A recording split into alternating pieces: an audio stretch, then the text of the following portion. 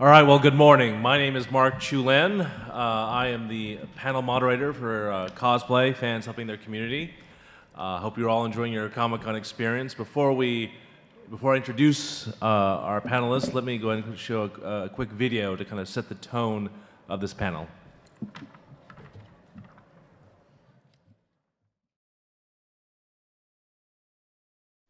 What do I say to people? Hey, why do you do this kind of geeky, nerdy hobby?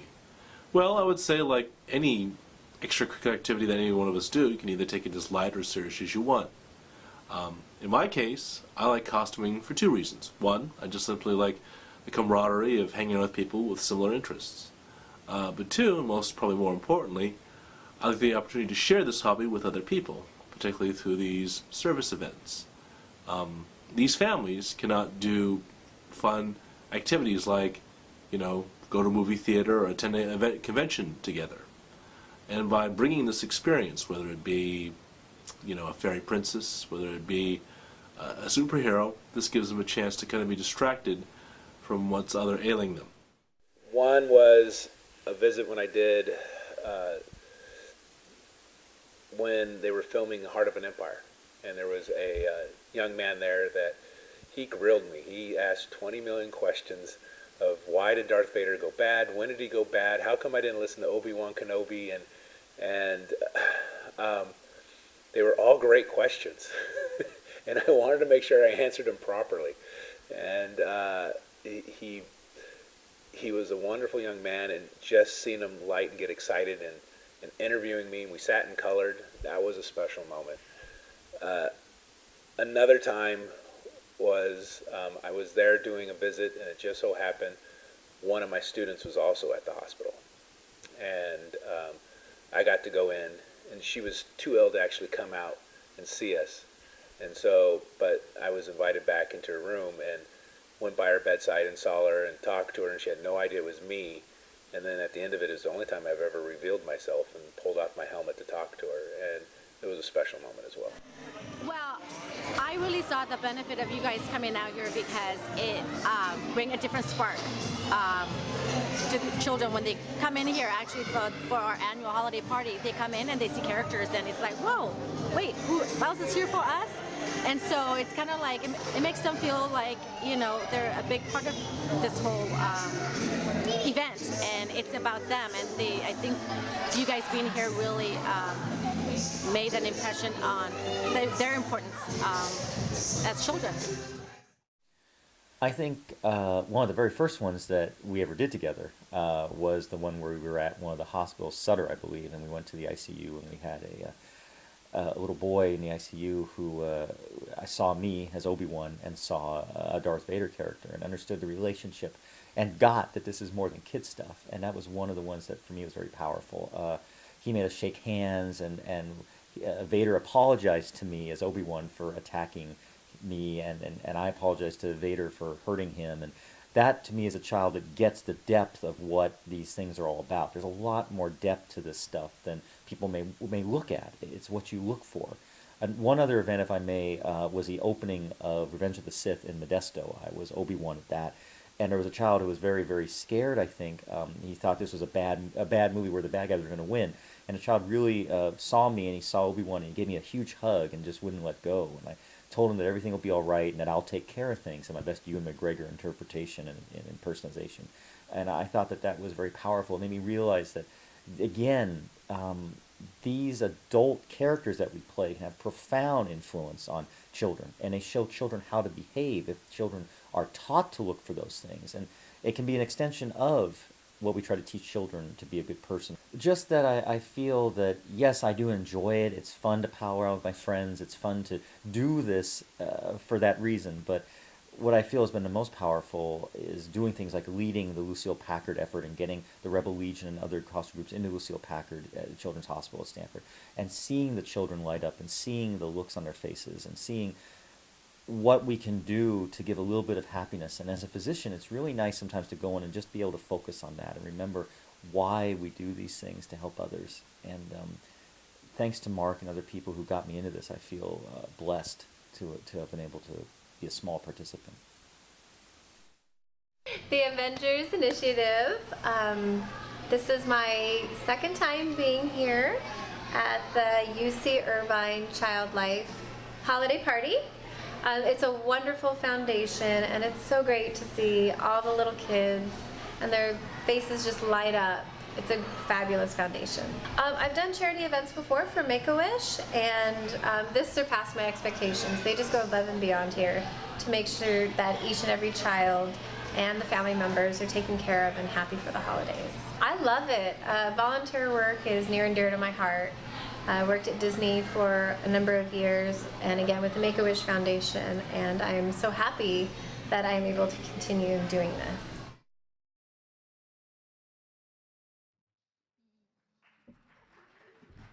Okay, so let me begin some introductions. I'll kind of set the tone.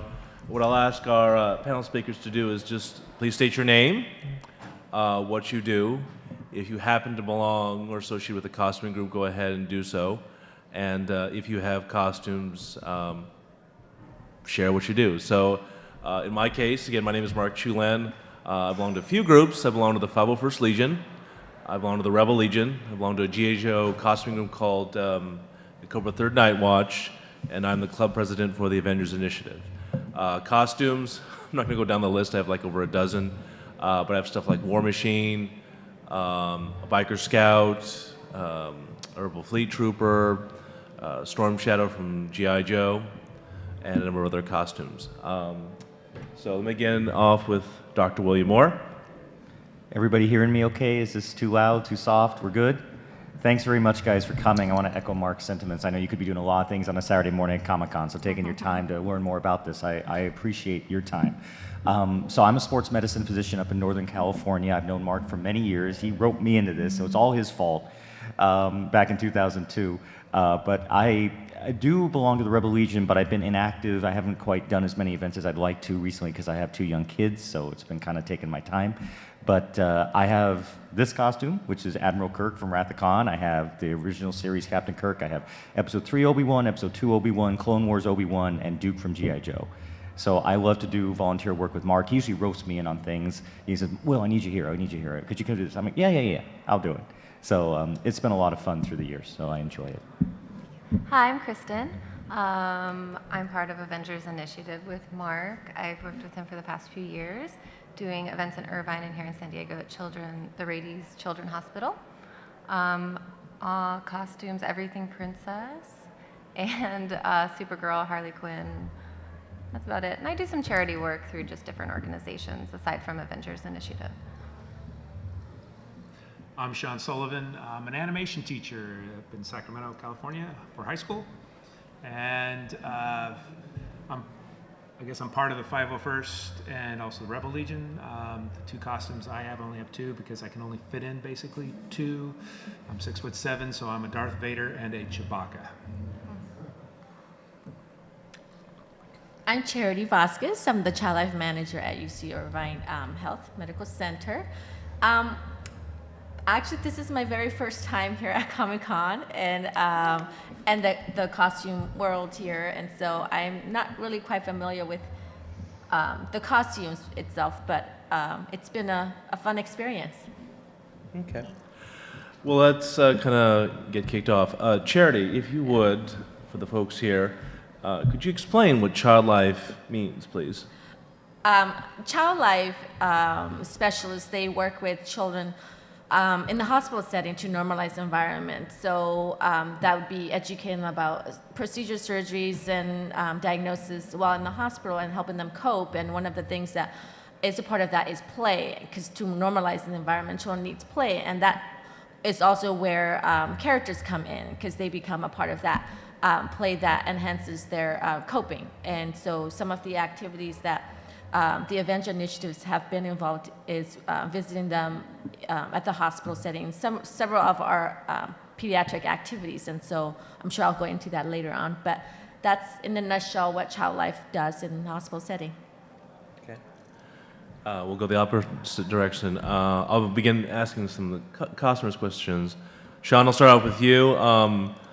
how did you become involved with such services, aside from me roping you in? Can you just kind of describe your first event? Well, I don't think you rope us in. I think you provide these opportunities, and I jump at the chance. I appreciate for all that, the stuff, and all the work that you do. And you truly inspire me in your efforts of reaching out to the community. So I thank you for that. But how I got roped into it is really, Mark did something, set something up to the 501st. I'm a high school teacher. I was teaching in my class, and the 501st came and did an appearance out of nowhere. Stormed into my room a bunch of stormtroopers and an Imperial officer, and to deliver papers from the Empire to tell Mr. Sullivan that his first student that went through his entire program for animation made it into CalArts. And I was just one in awe. This being all put together by just fans. And I had no idea who these guys were. And there was camera crews that came in. And like I said, I'm 6'7". I'm a football coach. And here I am. And then the camera crews go, "What does this mean to you?" And I broke down in tears crying. And I still hear it from my high school football coach making fun of me. Don't mention Star Wars to him, he cries. And but what that really was that moment of that community service of coming out to share something very important, bringing characters that we all love and enjoy. That stole my heart. And then when I started talking to him, going, "Hey, where'd you guys get this stuff? This is cool. You're a stormtrooper. This is great. I'd love to be a stormtrooper." And they're like, "You're a little too tall to be a stormtrooper, but you'd be a great Darth Vader." So I've always been a closet geek, and I came out of the closet, called my wife, and said, "Can I be Darth Vader?" And she's just like, "What?" They said, "I can be Darth Vader. I want to be Darth Vader." And I went through the process of learning how to build your costume. And that pretty much from that point on is where I realized that this is about giving back to people, not just me putting on my costume and look at me and what I made. It's more of that moment. I remember that moment that I received that I want to pass on and share with other people. I want to make other people cry, not just me. Kristen, I know you've done events before I asked you to help out. Can you kind of share how you got into this, your background, I guess, professionally doing this, and also your involvement with such activities, please? Sure. I started charity work when I was very young. I was about 5 years old. I belonged to a dance company, and we would have toy drives, stuffed animal toy drives, every year for Christmas for local nursing homes. And a lot of the times at nursing homes, if you've ever been, a lot of families just drop off the elderly and then just leave them there, and nobody goes to visit. So we would have a little dance recital for the nursing home, and we would go to their rooms and pass out stuffed animals as children. And it was really, I think it's very important for children to learn to give back, and also it bridges that gap between the generations. Children do need to learn, I think, to be respectful, take care of their community. So that's how I started when I was 5. And then I also worked at Disney for Make-A-Wish as well, and they flew me to Sacramento as Mary Poppins to visit with a little girl who was too sick to come to Disneyland. And I got to spend the whole day in Sacramento with her and her family and watch movies.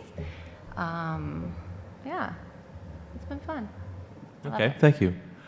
Will, let's go to you. So this all started when basically I was in internship in Arizona and Mark was in Sacramento, and I told him, there's this Obi-Wan costume from episode 2, I'm dating myself here, but I'd really like to get that. That looks awesome. And then he told me, oh, there's this site and there's this site. And I realized, oh, I could actually make the costume. And I started to think, well, what am I gonna do with it? What? And then he started telling me about, well, there's these opportunities. There's groups that get together and they go costume. I said, well, what do you guys do? What does that mean?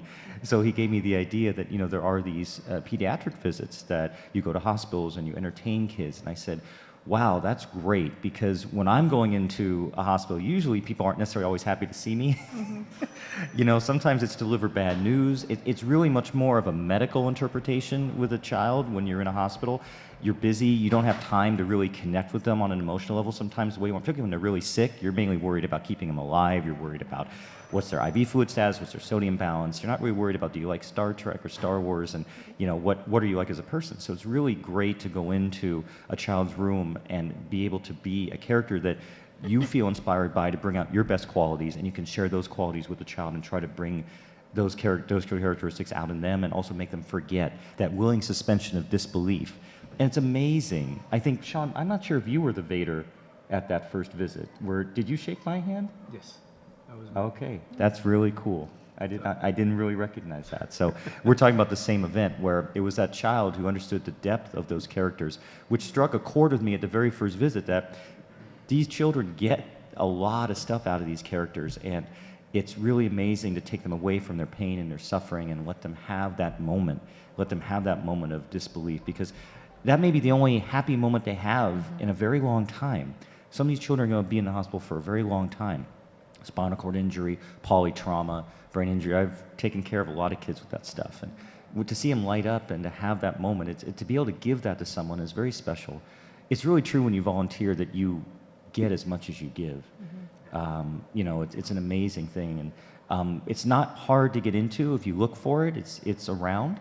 I encourage you guys to, if you're interested, please talk to me or the panelists, and let's see if we can help you guys make a child's day, or maybe even a week or a year. You never know how long those moments stay with people. Okay. Let's see. Charity. After we've done a couple of it, before we come, I guess, what do people ask, whether it's your staff or the families? And if I may ask, what are some of the comments they have to say after we're done? Well, anytime, any group, special groups are visiting the hospital, there's always the concern of HIPAA and confidentiality and also boundaries issues. And so, when the idea was brought up, and I had mentioned it, those was along the line of the questions: are they going to be appropriate for the children? Do they know how to work with kids? Do they know how to talk to children?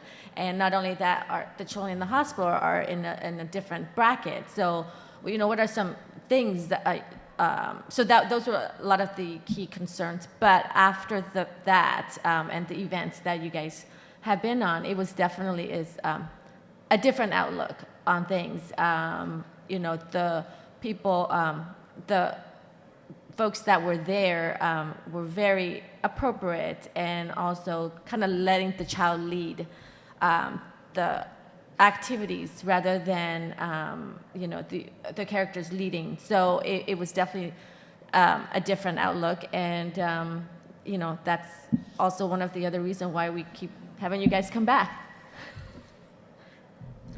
Much appreciated.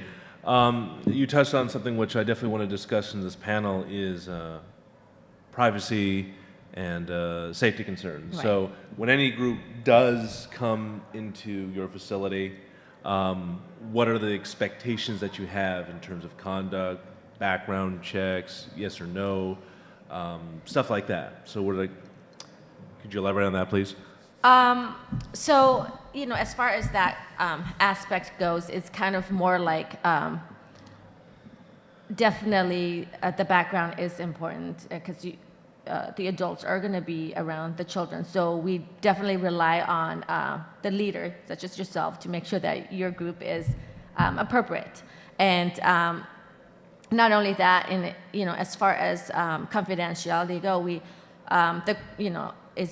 didn't want the characters or anyone visiting to start asking the children questions that are going to be too much to answer, or too it gets to be too emotional. We just want the conversation and the interaction just to be play and interaction, and so that it diverts them from why they're there in the hospital, and help them cope with that, and be able to be kids, even in the hospital setting. So that's definitely really important for us, and we saw a lot of that interactions at some of our pediatric events. So much appreciated. Okay. And as some of you see, whether it was the video or the slideshow I'm showing right now, we have pictures. One thing you need to be aware of is definitely follow rules. The pictures I have taken, I've made sure to get release forms from the parents. So it's very important. You know, we all have smartphones, we all have cameras. You need to ask.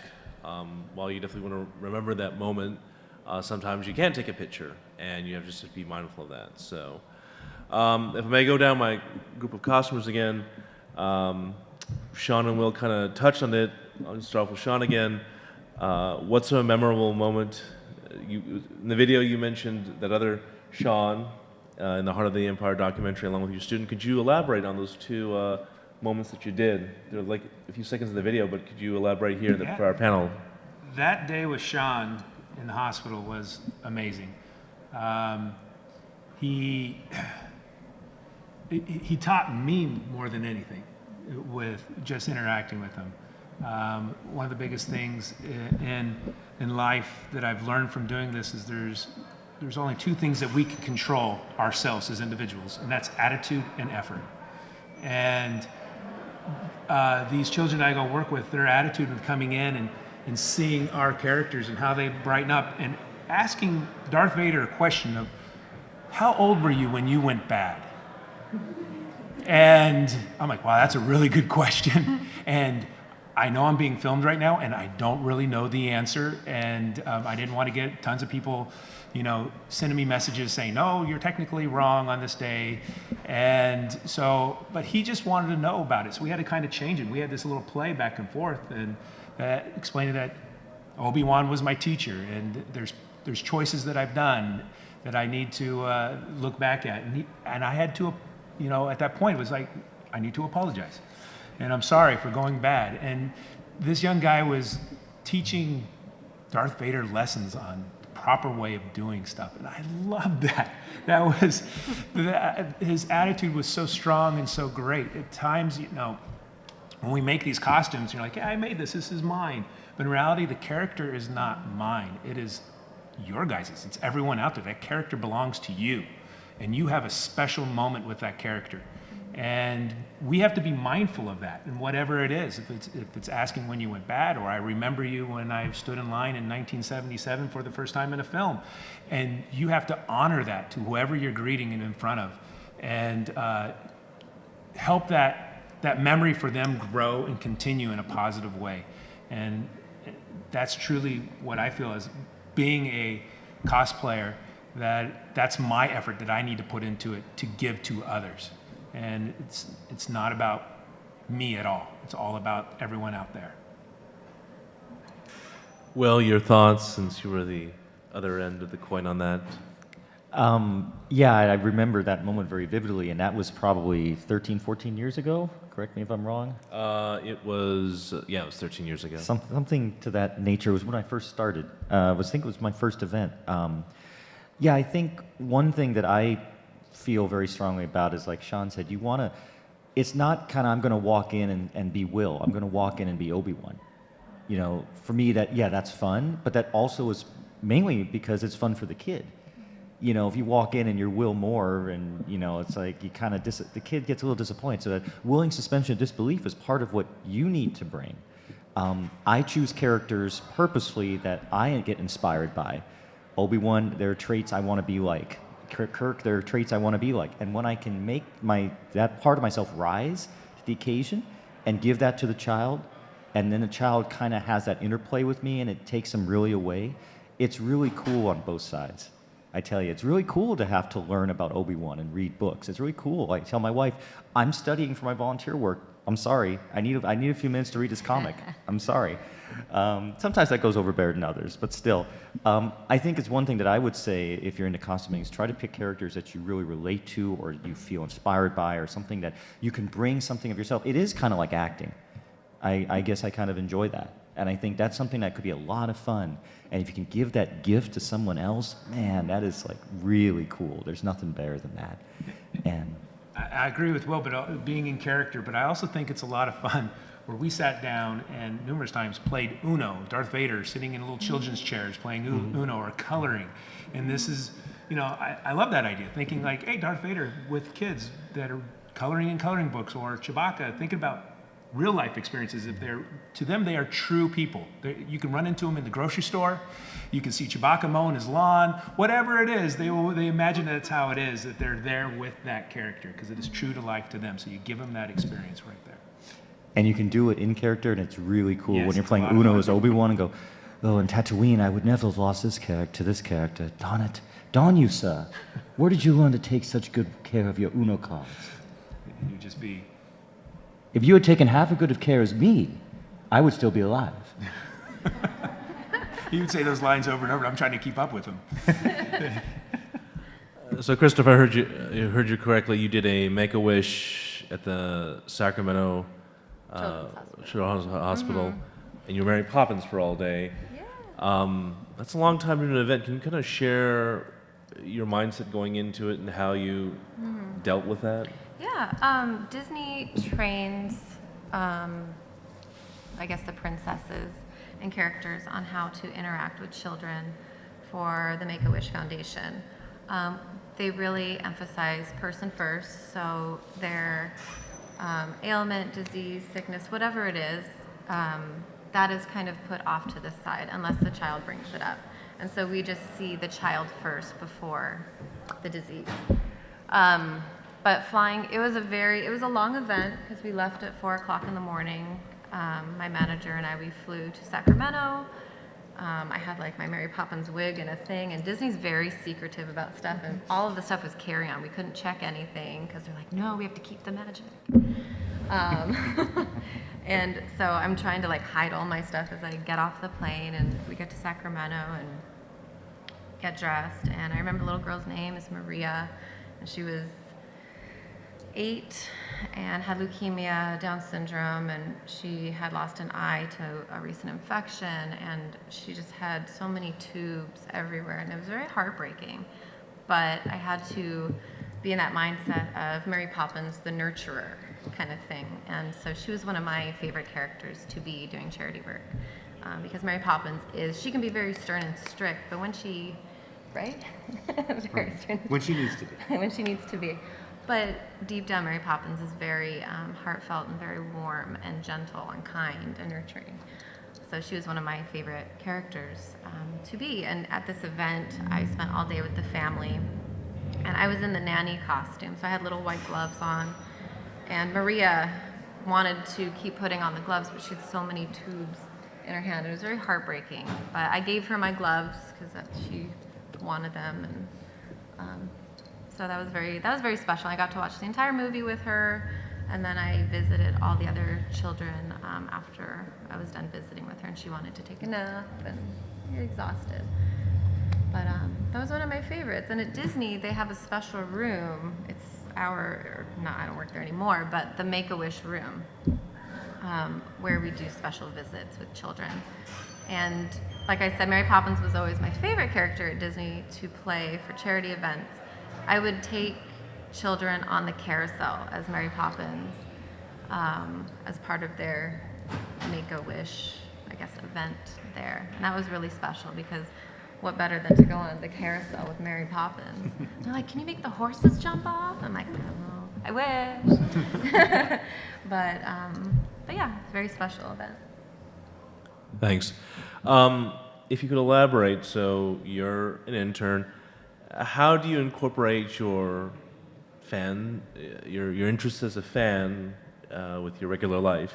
Oh, yeah, I didn't share that. I'm a marriage and family therapist intern, almost done. I'm going to get licensed here in a few months. Yeah, I haven't worked with kids in quite some time. I'm working with adults right now in addiction. But I do like to incorporate some of the nerdiness and fun and play therapy with adults because we're all just big kids, right? So, what kind of things do? I bring in little action figures, and we do just like play with the children, like superheroes or princesses, and I just kind of put everything out on a table, and they kind of choose what they want. And it's very interesting, and I ask, well, why did you choose Superman? Oh, because he flies and he's really strong. And so I say, are you strong like Superman? He's like, yeah, I'm super strong. So it's very interesting to see how children play with little action figures or like what toys they reach for. And so I ask questions about why they choose that toy, and it's very insightful. So. Thank you. Will, you have a certain story about your residency graduation. I wonder if you'd share that with the audience, please, briefly. Thank you. Oh, sure. So, not to bore you too much with how medical training goes, but you know, you graduate med school and you go to internship, you get to residency, and then you finally become a full-fledged doctor. It takes a long time. So in residency, I was doing a lot of this volunteer work. I had a very supportive fiance who really got it and was willing to give me the weekends because I didn't have a lot of time to be with her either. So have a supportive spouse or fiance or person as well, I think, is very important with this sort of stuff. But what he's alluding to, and you were there, I think, for this, is that my fiance actually got a life-sized Ewan McGregor stand-up from episode 2, and my mentor, because we all had, in residency, we all have a mentor, like an attending doctor kind of teaches you one-on-one, so he was going to present me for residency graduation. So he was willing to incorporate my hospital visits as part of my graduating statement that he made about me and why I feel that it's important and how I care about giving back to the community. So my wife plastered my face on Ewan's face, and it got set, the stand-up got put up in front of the whole room, so everybody at Stanford got to see it. So it was really a special moment. I'm so glad you were there, because I want to echo Sean's statement. I don't want to belittle or say you roped me in. You did inspire me, and you continue to inspire me with the amount of work you do. I rope you all in. I'm not going to hide it. He did in a way, but it was a very gentle rope. But it was a very positive rope. Well, let's go ahead and take questions from the audience. Just please stand up and just enunciate. So, does anyone ask any questions of the panelists here? Yes, please. Well, just so they get, just enunciate at least. I just have a question about how somebody might get involved with something.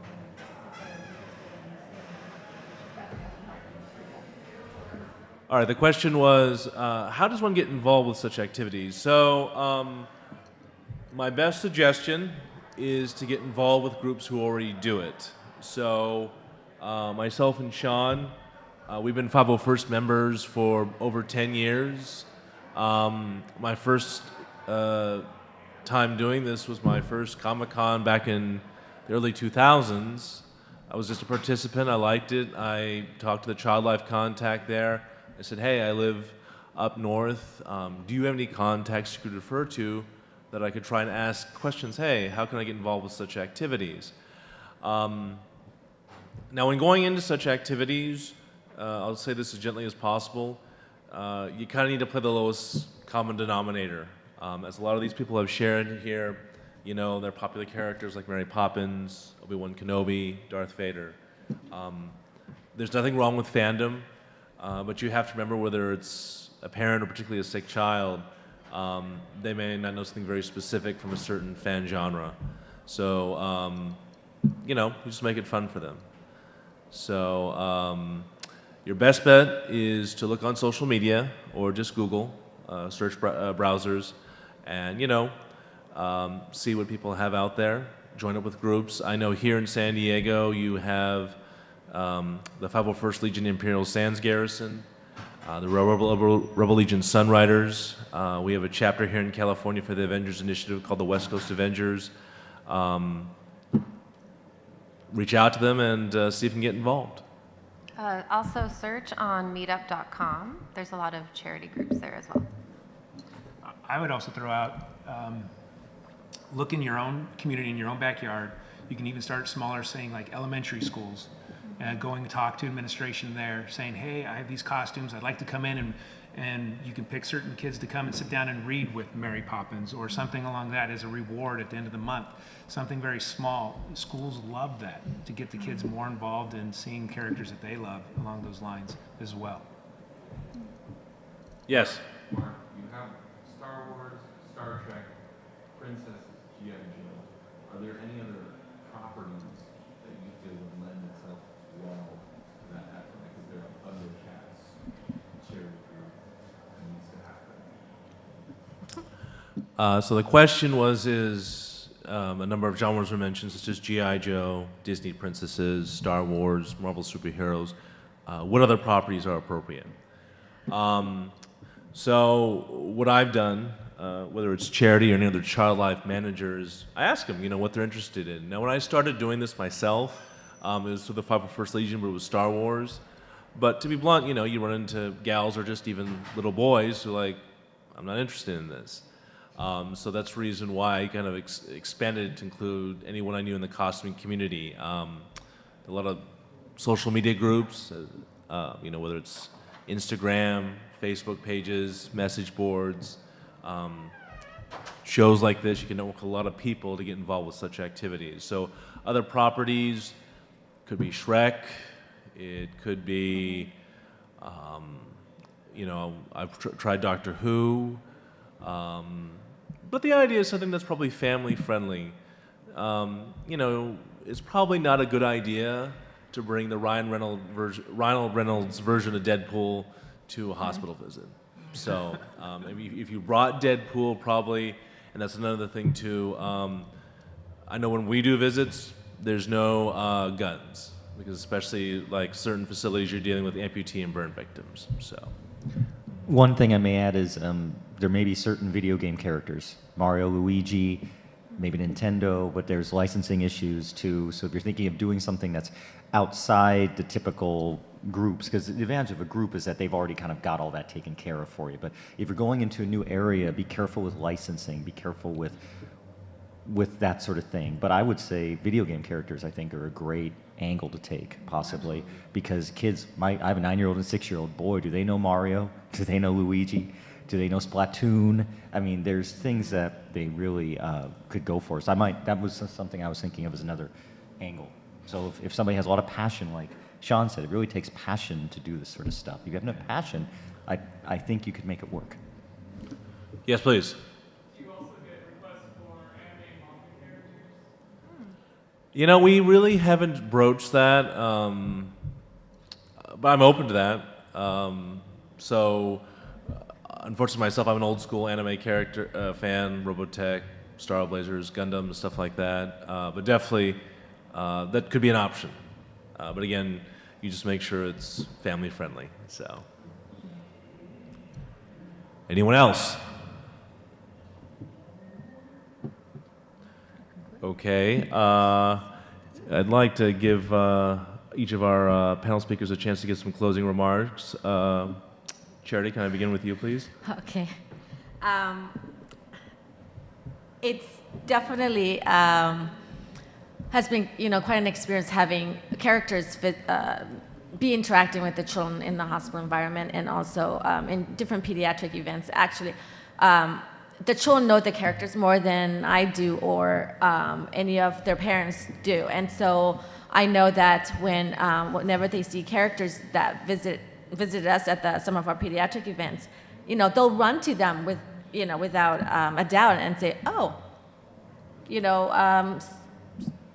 Captain America is here. And so and they'll talk about it. And sometimes what happens also with having character visiting the hospital is, especially for the preschool age group and the school age, they're very into characters. And so when there's such visit that happens, and sometimes in the midst of their procedures that are happening, that become a conversation that helps them cope with whatever procedures is happening. Sometimes they're not always sedated for procedures. So, we start to use them as a way of talking to them about it, and they're really, they get into a conversation with it, and it's easier for them to comply with anything that's happening at that time, because they're so into talking about the characters that visited them. And so it definitely made an impressionable moments for them. And so definitely, and some of our events that the Avengers Initiative have been our pediatric holiday party, and some of our kids, having an actual holiday party just for them, it's already a big deal already, and having characters visit is even greater, and the character that are following the lead of the children makes a difference in that even more, and parents are just so excited about that. And not to mention siblings. Siblings are the other important piece of the family unit that people mostly forget. And so when they get to be part of that and also be able to interact with the characters that their quote-unquote sick sibling is getting to, it makes a difference for the whole family unit. So thank you. Sean? The best advice I have ever gotten was from my mother. She told me to choose something you love and it'll never seem like work. And I've done just that. All of us here have this love and passion for costuming in these characters. And I also have a huge passion to give back to my community. I was working professional artist. I was teaching at college, and I felt very strong to go back to the community that started me off as an artist. And actually, I went back, wanted to be a high school teacher, and my first teaching gig was in the same classroom I learned to be an artist in high school. I was Welcome Back Carter. It was, but at the same time, that passion will create a purpose. Most of you go, how do I get involved? You have that passion. And if you keep pushing forward with that passion, that purpose will come to you. And you'll be able to share it with others. And that's what it's all about, is sharing your passion with others and giving to the people around you. Yeah, Sean, I'm going to piggyback on that a little bit. The finding purpose in your life, charity can really help with that. Just finding purpose, giving back. You get so much back from doing it.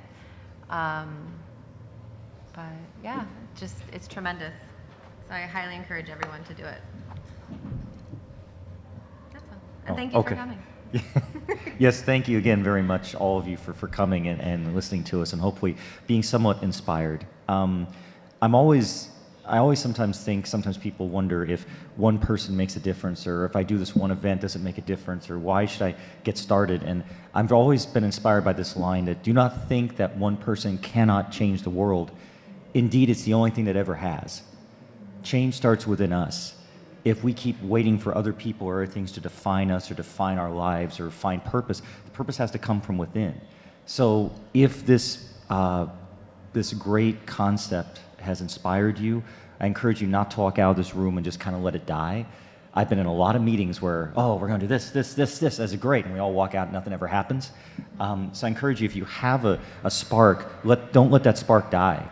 We need each and every one of you. The more people do this, the more it grows, and the more positive benefit we can do in terms of the concept of, say, paying it forward or just giving back. I think that we all, like I said before, get as much as we give when we do these things. It's tremendous. And I really encourage you again to find your purpose, find something that drives you. And even if it's not costuming, just find, if you have a drive to do charity work, maybe you feel like, oh, costuming's not for me, but I still want to go in and spend time with kids, or I want to spend time and give back to the hospital. I tell you, even if it's not a costume, it's just somebody coming and spending time with a child who's suffering, that child will remember that. So I just encourage you to find ways that give you purpose and give back to the community. All right, I'll wrap this up with the trailer I put out on social media to promote this film, this panel. I'm in the beginning again, but the last portion is from one of my people who've also helped out for me over 10 years. He's a drill sergeant, and I just want to share his thoughts on this.